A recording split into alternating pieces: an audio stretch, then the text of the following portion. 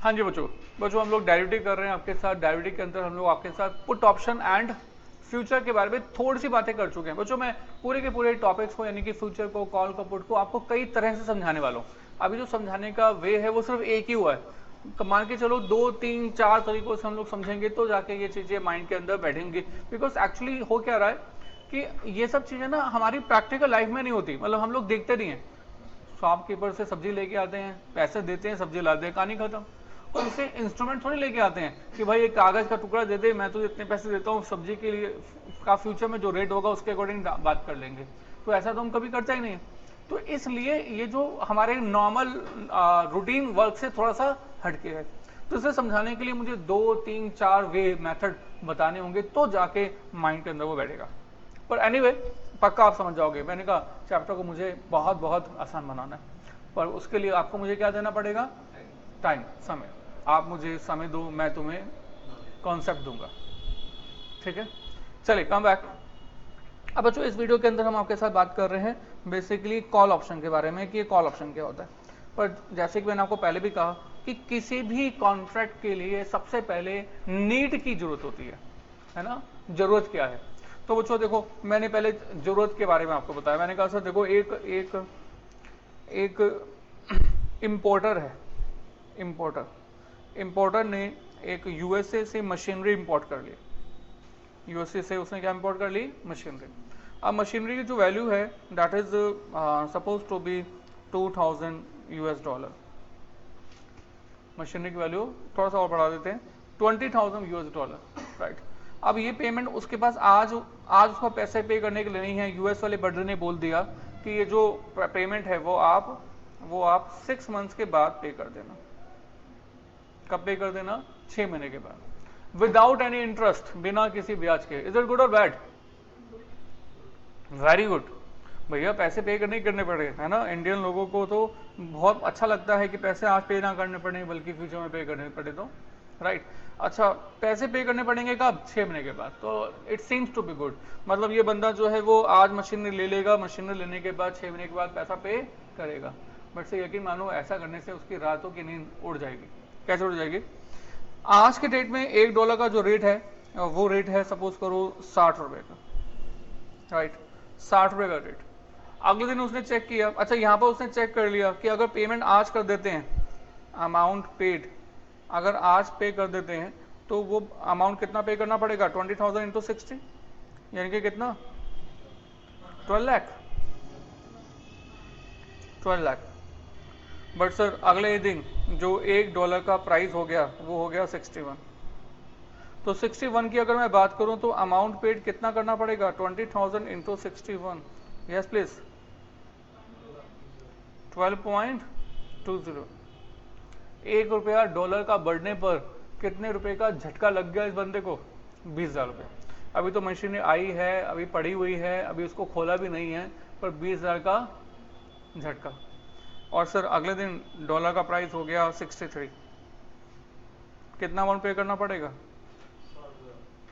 Extra amount 60,000, right. अब मुझे बताना, वो बिजनेस करेगा या रोज के रोज ये देखेगा, चेक करेगा कि डॉलर का प्राइस कितना है? मशीनरी परचेज करके आया है, मशीनरी इंस्टॉल करना है, मशीनरी इंस्टॉल करने के बाद वर्कर्स को एम्प्लॉय करना है, रॉ मटेरियल लेके आना है, प्रोडक्शन करनी है, बेचना है, everything we have to do, right. But sir सारा ध्यान किस में लग रहा है? सारा ध्यान लग रहा है कि डॉलर का रेट क्या चल रहा है, रेट क्या चल रहा है, रेट क्या चल रहा है, राइट। बिकॉज 6 महीने के बाद तो 6 महीने के बाद तो पेमेंट पे करनी है ना। तो हमें डर है कि कहीं ऐसा ना हो कि 6 महीने के बाद जो $1 का रेट है वो 70 रुपये हो जाए, और 70 रुपये अगर हो गया तो अमाउंट टू बी पेड ये कितना हो जाएगा? ये हो जाएगा it becomes 20,000 into 70 and it becomes ₹14 lakh. 14 lakh रुपए आज पे कर देते तो 12 लाख। इंटरेस्ट फ्री है इंटरेस्ट नहीं है, उसके बावजूद भी कितना पे करना पड़ सकता है? 14 lakh. So what I mean to say कि यहाँ पर किस चीज के टेंशन है? रेट फ्लक्चुएशंस के। किस चीज की टेंशन है? रेट फ्लक्चुएशंस की। मतलब यहाँ पर जो ये इंपोर्टर है उसको कुछ बेचना नहीं है, बल्कि 6 महीने के बाद कुछ खरीदना है, राइट। अगर उसको कुछ खरीदना है तो डेफिनेटली ये पर्सन आज ही दो काम कर सकता है कि 6 महीने के बाद का रेट पहले से ही फिक्स करवा ले। 6 महीने के बाद का रेट फिक्स करवा ले, लेट अस से 61, राइट। तो अगर उसने 61 का रेट फिक्स करवा लिया कि 6 महीने के बाद मैं $20,000 61 के अकॉर्डिंग परचेज करूंगा और कोई दूसरा पार्टी जो है वो इसको बेचने को तैयार है, तो इस रंग के कॉन्ट्रैक्ट को क्या बोलेंगे? Future contracts, right. But sir उसके मन में ये भी है कि 6 महीने के बाद रेट अगर 58 हो गया, अगर रेट जो है 55 हो गया या रेट 50 हो गया, तो उसको लॉस नहीं बल्कि गेन होगा। उसको डर यह है कि कहीं रेट बढ़ गए तो क्या होगा, उसको डर है कहीं रेट बढ़ गया तो क्या हो गया। बट सर अगर रेट बढ़ गया तो मुश्किल हो जाएगी, पर अगर रेट डाउन हो गया तो डेफिनेटली इस इंपोर्टर को इस एक्सचेंज रेट के फ्लक्चुएशन से प्रॉफिट भी हो सकता है। I think clear. तो वो क्या चाहता है? वो चाहता है कि कुछ ऐसा हो जाए, काश कुछ ऐसा हो जाए। मैं एक्सपेक्टेड मार्केट प्राइस लिख रहा हूं, मैंने कहा एक्सपेक्टेड मार्केट प्राइस पर dollar, it can be rupees 50, 51, 52, 53, 54, 55, 56, 57, 58 से 60, एंड देन 61, 62, 63, 64, 65। वो चाहता है कि सर इन सब केसेस के अंदर उसको कॉन्ट्रैक्ट को एग्जीक्यूट ना करना पड़े, और इन सब केसेस में उसको क्या मिल जाए? हाँ जी, कॉम्पनसेशन, राइट। मतलब अगर रेट बढ़ता रहा तो उसे कंपनसेशन पे करने वाला कोई हो, पर रेट कम हो गया तो उससे कोई ये ना कहे कि डॉलर जो है वो इस प्राइस पर ले लो, राइट। तो क्या ऐसा हो सकता है? यस सर, हो सकता है। क्या, कैसे हो सकता है? Call option, right. यहां पर भी दो पार्टीज होती हैं, there are two parties here also. कौन कौन सी पार्टीज? Buyer and writer. तो ध्यान से समझना, writer is the person who initiate the contract again. Writer is the person who initiate the contract. मतलब राइटर जो है वो डॉक्यूमेंट फॉर्म करता है, वो इंस्ट्रूमेंट फॉर्म करता है, इंस्ट्रूमेंट बनाता है, राइट। इंस्ट्रूमेंट बनाने के बाद इस इंस्ट्रूमेंट को वो किसको भेज देता है? बायर को। और बायर से इसके बदले में क्या चार्ज कर लेगा? डेफिनेटली अगर हमारा राइटर बायर को कुछ इंश्योरेंस दे रहा है, कोई एश्योरेंस दे रहा है, तो इसके बदले में कुछ ना कुछ चार्ज भी करेगा। तो इसके बदले में वो क्या चार्ज करेगा? He will charge premium for this, right. He will charge premium for this. अब प्रीमियम का अमाउंट जो है वो कितने रुपए का है ये इनके बीच में डिसाइड होगा, मान लो 5 रुपए का, राइट। बट सर 5 रुपए से पहले एक एक्सरसाइज प्राइस मतलब पहले से प्राइस फिक्स किया जाएगा कि कौन से प्राइस का एश्योरेंस लेना चाहते हैं। मतलब बायर जो है वो कौन से प्राइस का लेना चाहते हैं। स्ट्राइक प्राइस और एक्सरसाइज प्राइस एक ही बात है, राइट। तो एक्सरसाइज प्राइस का रेट मैंने आपको बता दिया, सपोज करो 61 का। अब 61 का मतलब क्या होगा कि अगर प्राइस 61 से हाई होगा, 61 से बढ़ जाएगा, तो इस केस में राइटर बायर को कंपनसेशन पे करेगा। अगर प्राइस डाउन हुआ तो कंपनसेशन पे नहीं करेगा, राइट। तो जो इसके लिए हमारा जो बायर है वो क्या पे करेगा? प्रीमियम। और इसके बदले में हमारे राइटर ने बायर को क्या दे दिया? एक एश्योरेंस। और इस एश्योरेंस में क्या लिखा हुआ है? That the buyer has right to yes please buy. पहले पुट ऑप्शन में क्या होता था? Right to sell. यहां पर क्या है? Right to buy. बस यही डिफरेंस है। Right to buy specified asset at the rate of, like in this case 61, right, on or before, not on or before, on the date of expiry। और मैं बताया शेयर्स के case के अंदर expiry date क्या होती है? Last Thursday of the month. और शेयर्स के केस में जो एक्सपायरी डेट्स होती हैं 3 अवेलेबल होती हैं, coming this month, next month and next to next month, right? So this is a contract that actually will be taken place, right? अब sir इसको भी अगर हम लोग अपने एग्जाम्पल को कोरिलेट करें प्रैक्टिकल लाइफ के साथ, लाइक फिर से मैंने आपको सामने यहाँ पर एक nseindia.com ओपन किया, आप लोग भी आराम से ओपन कर सकते हैं। आपके पास लिखा हुआ इक्विटी मार्केट, हमें इक्विटी मार्केट चाहिए नहीं, हमें कौन सी मार्केट चाहिए, इक्विटी डेरिवेटिव। इक्विटी डेरिवेटिव में आ जाओ। इक्विटी डेरिवेटिव के बाद आपको क्या चाहिए, एक शेयर, कोई भी एक शेयर ले आओ। मैंने कहा सर कोई भी एक शेयर में हम लोग ले आते हैं HDFC, राइट। अब इसके बाद बच्चों आपके पास ये सब आ गया है, और इन सब के अंदर सबसे पहले क्या लिखा हुआ है, स्टॉक लिखा हुआ है, स्टॉक फ्यूचर। स्टॉक फ्यूचर चाहिए नहीं, हमें क्या चाहिए, ऑप्शन। तो स्टॉक ऑप्शंस पे आ जाओ, राइट। और स्टॉक ऑप्शन में सिंबल है HDFC। तो HDFC बेसिकली क्या चीज है, स्पेसिफाइड एसेट। इसके बाद है एक्सपायरी डेट, 24 नवंबर, 29 दिसंबर, 25 जनवरी 2017। ये सब अपने आप मोबाइल पे अपने कैलेंडर में देखना, you will see that these are the last Thursday of the month. अच्छा, और आगे चलते हैं। 24 नवंबर 2016 की डेट ले रहे हैं। Call option, call, right. इसमें दो ही चीजें होंगी, कॉल होगा और एक पुट होगा। हम क्या देख रहे हैं, कॉल। और स्ट्राइक रेट, स्ट्राइक रेट भी आप बदल सकते हैं, चेंज कर सकते हैं, जो भी अवेलेबल रेट्स हैं इनमें से कोई भी रेट ले सकते हैं। हमने क्या ले लिया, 1380। तो 1380 का हमने डेटा लिया, और देखो रेट कितना आ गया, 35.25। ये 35.25 क्या शो कर रहा है, प्रीमियम।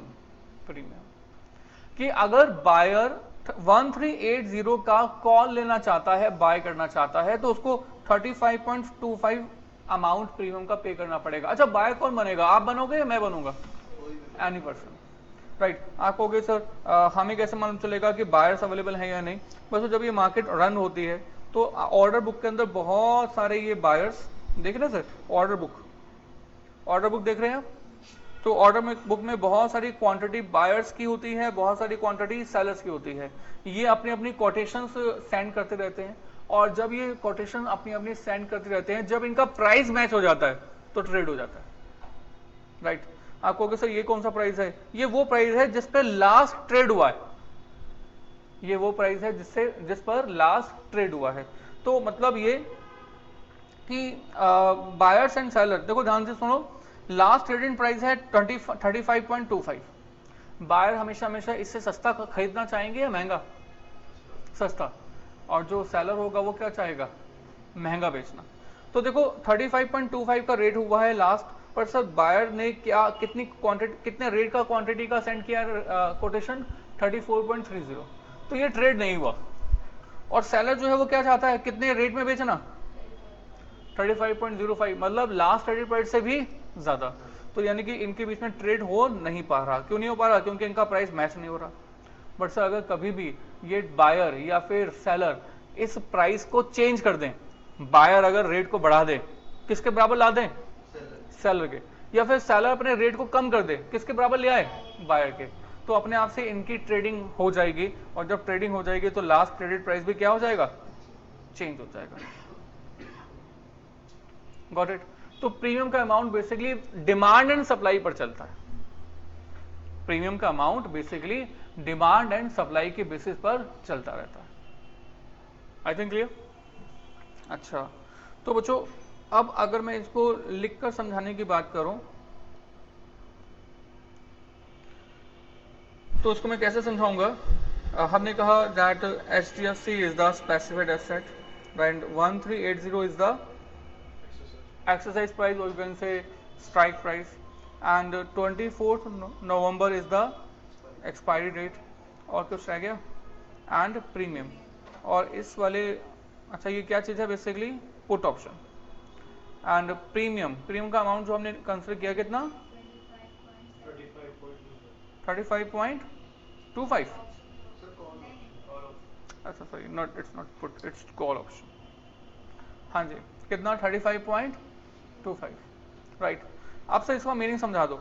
मतलब आप इस वाले कॉन्ट्रैक्ट के लिए, ये एक इंस्ट्रूमेंट है, ये एक इंस्ट्रूमेंट है। इस इंस्ट्रूमेंट को आप बाय करना चाहेंगे या सेल करना चाहेंगे, आप क्या कर सकते हो, बाय भी कर सकते हो और सेल भी कर सकते हो। आई एम नॉट सेइंग कि आपको बाय ही करना है, आप इस वाले इंस्ट्रूमेंट को बेच भी सकते हो। अगर आप इंस्ट्रूमेंट को बेचोगे तो आप क्या बन जाओगे, राइटर, और जो बंदा खरीद रहा होगा वो क्या बन जाएगा, बायर। आप इस इंस्ट्रूमेंट को अगर खरीदते हो तो आपको अपनी जेब से क्या पे करना पड़ेगा, प्रीमियम। कितने का प्रीमियम, 35.25, राइट। अच्छा, क्या हम ऐसा कर सकते हैं कि एक HDFC का शेयर जो है कॉल ऑप्शन का बाय करें? नहीं कर सकते। जब भी आपको कॉल ऑप्शन बाय करना होगा तो हमेशा हमेशा एक लॉट साइज होता है, उस लॉट साइज में ही ये डीलिंग होती है, अदरवाइज डीलिंग नहीं हो सकती। देख रहे हैं आप, लिखा हुआ है मार्केट लॉट कितना है 500। मतलब अगर आपको ट्रेड करना है कॉल ऑप्शन के अंदर तो कम से कम 500 क्वांटिटी का ट्रेड करना होगा। और जो ये प्राइस दिया हुआ है वो 500 क्वांटिटी का नहीं है, वो कितने का है? एक क्वांटिटी का। एक क्वांटिटी का रेट 35.25 और 500 के लिए no doubt multiply by 500। I think clear. तो फिलहाल हम बात एक के लिए कर रहे हैं। जब एक की बात कर रहे हैं तो 500 की तो अपने आप से हो जाएगी। कैसे हो जाएगी? मल्टीप्लाई बाय 500 हो जाएगा। हाँ जी, ठीक है। अब बच्चों मैंने कहा ये एक इंस्ट्रूमेंट है call option, HDFC specified asset 1380, strike price and 24 November is the expiry date, premium is 35.25 and फिर से इसमें यहाँ पर कितने पर्सन होंगे? 2%। 2% कौन कौन से होंगे? एक होगा बायर और एक होगा राइटर, राइट। राइटर जो ये डॉक्यूमेंट है, ये डॉक्यूमेंट जो है राइटर इनिशिएट करेगा और बेचने की बात करेगा किसको? बायर को। और बायर इसके बदले में, ये डॉक्यूमेंट बायर के पास आ जाएगा तो इसके बदले में बायर जो है वो क्या पे करेगा? प्रीमियम। और कितने का प्रीमियम? 35.25, राइट। और इस डॉक्यूमेंट में क्या लिखा हुआ है? इस डॉक्यूमेंट में लिखा हुआ है that the buyer has right to buy. इस डॉक्यूमेंट क्या लिखा हुआ है? That buyer has right to buy HDFC at the rate of कितना? 1380 ऑन बच्चों कौन सी डेट को? 24 November, right, on 24 November. I think clear. अच्छा, अब बच्चों ये कहानी हो गई, प्रीमियम का अमाउंट T0 पे पे कर दिया और बायर के पास ये डॉक्यूमेंट भी आ गया, राइट। अब 24 नवंबर को क्या होगा? 24 नवंबर को HDFC का शेयर क्या हो सकता है? कम हो सकता है, ज्यादा हो सकता है, या बहुत कम हो सकता है? क्या हो सकता है? कुछ भी हो सकता है, राइट। मैंने कहा सर HDFC का जो शेयर है, अच्छा एक चीज और, हमने हमारे बायर ने जब ये एश्योरेंस लिया है 1380 का, तो हमारे बायर को इस कॉन्ट्रैक्ट से बेनिफिट होगा कब? जब प्राइस अप चला जाएगा या प्राइस डाउन चला जाएगा? जब प्राइस अप चला जाएगा। जितना प्राइस 1380 से ज्यादा जाता जाएगा उतना अमाउंट राइटर बायर को कंपनसेट करता रहेगा, ठीक है। तो आई थिंक क्लियर। पुट में क्या होता था? पुट में अगर प्राइस डाउन हो जाता था तो राइटर बायर को कंपनसेट करता था। यहां पर भी राइटर बायर को ही कंपनसेट कर रहा है, पर राइटर बायर को कंपनसेट कब कर रहा है? जब प्राइस अप चला जाएगा। यही डिफरेंस है इन दोनों के अंदर, इसको हम लिखेंगे अभी, राइट। हमने कहा सर 24 नवंबर को HDFC का शेयर का प्राइस क्या हो सकता था? हमने कहा इट कैन बी 1380 से कम, यानी कि 1300, और HDFC का शेयर 24 नवंबर को बन सकता है 1380, या फिर बन सकता है HDFC का शेयर कितना बन सकता है? इट कैन बी 1450, और HDFC का शेयर बन सकता है 1500। Got it. अब मैं 1500 से शुरुआत कर रहा हूँ, 1500 से शुरुआत कर रहा हूँ। 1500 वाले केस में हम लोग फाइंड करेंगे value of the call option. और ये value of the call option कब फाइंड करेंगे? Value of the call option कब फाइंड करेंगे? On the date of expiry, right. 24 नवंबर को हम लोग value of the call option find करेंगे। कैसे फाइंड करेंगे? मतलब वैल्यू ऑफ द कॉल का मतलब क्या है कि कितना अमाउंट राइटर जो है वो बायर को कंपनसेशन दे रहा है। आप बताओ कितना दे रहा है? मार्केट प्राइस कितना हो गया है? 1500, और एक्सरसाइज प्राइस कितना है? 1380। How much amount will writer will compensate to the buyer? 120। कैसे निकाला आपने? Market price minus exercise price, right. तो market price minus exercise price निकाला, 1500 माइनस 1380 यानी कि 120 रुपये, ठीक है सर। Is it clear? अब बच्चों ये 120 रुपये का अमाउंट मैंने यहाँ पे लिख देता हूँ, दैट राइटर विल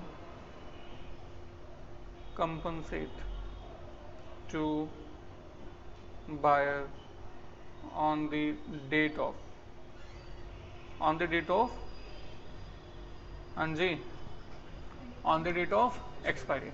तो इस एक्सपायरी की डेट पर राइटर जो है वो बायर को कंपनसेट करेगा 120 रुपए। पर अगर मैं आपसे पूछता हूं कि बायर का जो प्रॉफिट है, गेन है, वो कितना है? क्या 120 रुपए हमारे?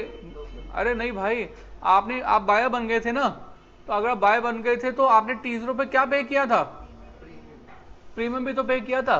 तो आपका जो गेन होगा, मतलब राइटर का, सॉरी बायर का गेन जो होगा, बायर्स गेन अगर हम निकालें तो हम कहेंगे बायर का गेन होगा value of the call minus premium paid, and the value of the call is 120 and the premium paid is 35.25. how much? 7475, right. बच्चों ये हमने किसके एंगल से बात की? बायर के एंगल से। अगर हम राइटर के एंगल से बात करें तो,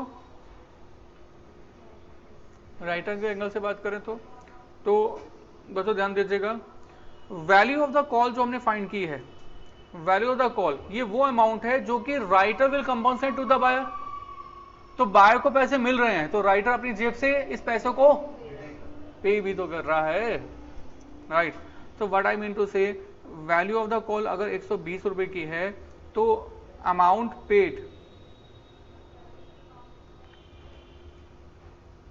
bye writer is equal to value of call is equal to 120 and premium received और प्रीमियम कितना रिसीव हुआ था इसके बदले में? 35 पॉइंट, हाँ जी, प्रीमियम कितना रिसीव हुआ था? 35.25। तो 35.25 will be considered here, right. तो हमने कहा गेन टू राइटर, बल्कि राइटर को गेन नहीं हुआ है, नुकसान हुआ है ना। कितना आएगा? 84.75, I think clear. So 84.75 is the basically loss to the writer and it is the basically gain to the buyer. तो ये सब कुछ कब बात हो रही है? जब मार्केट प्राइस क्या लिया गया हमने? 1500। अब अगर मार्केट प्राइस 1500 नहीं लिया गया बल्कि कितना लिया गया? 1450। इस केस में क्या होगा? इस केस में क्या होगा? दैट हमें फिर से क्या फाइंड करना पड़ेगा? Value of call. और ये वैल्यू ऑफ द कॉल फिर से क्या होगा? MP minus EP. एमपी बोले तो 1450, ईपी बोले तो 1380। तो ये कितना हो जाएगा? It becomes 70, right. अब ये 70 रुपए का कौन सा अमाउंट हो गया? वो अमाउंट जो कि राइटर बायर को कंपनसेट पे करेगा on the date of expiry, right. तो हमने कहा that this is the compensation paid by writer to buyer, right, on 24th November. Is it clear बच्चों? अब मैं आपसे पूछता हूं कि गेन टू बायर कितना है? 70 minus 35.25 and 34 and gain to writer कितना है? Gain to writer will be basically 35.25 minus 70। How much? 34.7। Profit और लॉस? Loss, right. और बच्चों इस सिचुएशन को हम बोलते हैं, ये दोनों सिचुएशन जो हमने आपके साथ की अभी के अभी, इसको हम क्या बोलते हैं? In the money situation. ये सिचुएशन भी क्या है? In the money situation. In the money समझ गए कि on the date of expiry writer buyer को कंपनसेशन दे रहा है। I think clear. अब बच्चों बताओ, अगर 1380 रहा प्राइस तो क्या होगा? या 1300 रहा तो क्या होगा? अगर 1300 रहता है तो हम लोग फिर से वैल्यू ऑफ द कॉल निकालेंगे और the value of the call will be MP minus EP and MP is 1300 and EP is 1380 and this is -80। और इस -80 का मतलब क्या हुआ कि बायर राइटर से कंपनसेशन क्लेम नहीं करेगा। Buyer has a right to buy at ₹1380, पर मार्केट में वही चीज कितने में मिल रही है? 1300 में। तो यानी कि हमारा जो बायर है वो तो मार्केट से बाय कर सकता है, राइट भाई। अगर मार्केट में डॉलर फ्यूचर में सस्ता हो जाए, मार्केट में डॉलर जो है वो सस्ता हो जाए, तो क्या इस कॉन्ट्रैक्ट के थ्रू हमें परचेज करना चाहिए? नहीं, मतलब बायर जो है वो इस कॉन्ट्रैक्ट को एग्जीक्यूट नहीं करेगा। तो अगर जब भी वैल्यू नेगेटिव आ जाती है तो यहां पर हमारा जो बायर है वो इस कॉन्ट्रैक्ट को एग्जीक्यूट नहीं कर रहा, यानी कि इस वाली वैल्यू ऑफ द कॉल को क्या बना देंगे? 0। सो इस 0 का मतलब क्या है? That writer will not compensate, writer will not compensate anything to buyer. तो बायर को वो कुछ भी कंपनसेट नहीं करेगा। अगर वो कुछ भी कंपनसेट नहीं करेगा तो इसका मतलब हुआ कि प्रॉफिट लॉस 0 नहीं, बायर ने राइटर को पहले ही T0 पर ही क्या पे कर दिया था? Premium. So now I can say कि अगर मुझे गेन निकालना है, गेन टू बायर, तो मैं गेन टू बायर ही कैसे फाइंड करूंगा? It is the compensation received minus premium, यानी कि ये हमारे बायर के लिए लॉस हो जाएगा। एंड गेन टू राइटर, तो राइटर की बात करूं तो 35.25 माइनस 0 यानी कि 35.25। I think clear. और अगर इस सिचुएशन को क्या बोलते हैं? This is out of money situation, मतलब यहां पर कोई भी settlement on the date of expiry नहीं होने वाली, राइट। अब अगर प्राइस 1380 ही हो, मतलब ये 1380 किसके बराबर है? एक्सरसाइज प्राइस, स्ट्राइक प्राइस के बराबर है। ये मार्केट प्राइस, यहां पर हमने कहा strike price is equal to market price. तो इस सिचुएशन को बच्चों हम लोग क्या बोलते हैं? इस सिचुएशन को हम बोलते हैं at the money, right. I think कर सकते हैं, पक्का। तो यहां पर वैल्यू ऑफ द कॉल कितनी होगी? Yes please. Value of call 0, negative आएगा, सॉरी 0 ही आएगा वैसे तो। और इसका मतलब क्या हुआ? That writer will not compensate anything to the buyer, right. And gain to buyer कितना हो जाएगा? 35.25 लॉस, और गेन टू राइटर कितना हो जाएगा? प्रीमियम जो रिसीव किया वो उसके लिए, राइटर के लिए गेन हो जाएगा। आई थिंक क्लियर। कॉपी करना चाहेंगे? Yes sir. तो please copy this portion. This is basically call option, right. This is a good one. He says कि सर राइटर का जो गेन है वो मैक्सिमम टू मैक्सिमम कितना होगा? प्रीमियम के बराबर। अच्छा, बायर को मैक्सिमम टू मैक्सिमम लॉस कितना होगा? प्रीमियम के बराबर। अगर मैं कॉल ऑप्शन के बारे में बात करता हूं तो कॉल ऑप्शन के अंदर बायर को जो मैक्सिमम टू मैक्सिमम लॉस होगा वो कितना होगा? प्रीमियम। प्रीमियम से ज्यादा तो बायर को कभी भी कंपनसेशन देना ही नहीं है भाई। अगर आपने इंश्योरेंस करवाई, इंश्योरेंस करवाने के बाद प्रीमियम दिया, और प्रीमियम देने के बाद क्या इंश्योरेंस कंपनी आपसे कुछ और क्लेम करती है? कभी भी नहीं करती। मतलब आप एज ए बायर सोचो, आप बायर हो और बायर का जो प्रीमियम पे किया वो तो नुकसान है ही, उसके अलावा आपको कोई नुकसान होने वाला नहीं है, राइट। आई थिंक क्लियर। बच्चों कहते तो यही है, बट एक्चुअल में ऐसा नहीं होता, व्हाट आई मीन टू से,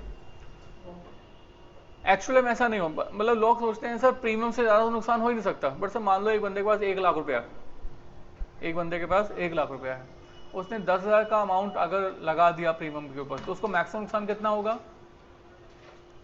10,000 ही होगा। पर उसने 1 लाख का 1 लाख लगा दिया तो नुकसान कितना होगा? यानी कि वो उसका अपना नुकसान कितना परसेंटेज हो गया? कितना हो गया? 100%। जितना पैसा लगाया है उससे ज्यादा नुकसान नहीं होगा। पर अगर हमने सारा पैसा लगा दिया तो इसलिए इस तरह के ऑप्शन से हमें बच के रहना चाहिए। ये ऑप्शंस ही बर्बाद करते हैं, फ्यूचर्स कॉन्ट्रैक्ट बर्बाद करते हैं। अच्छा, मार्केट में बेसिकली 3 तरह के लोग होते हैं जो कि ट्रेड करते हैं। मार्केट में 3 तरह के लोग होते हैं, ये ट्रेड करते हैं। ये 3 तरह के लोग कौन से होते हैं ये मैं बताऊंगा आपको नेक्स्ट वीडियो में। ठीक है।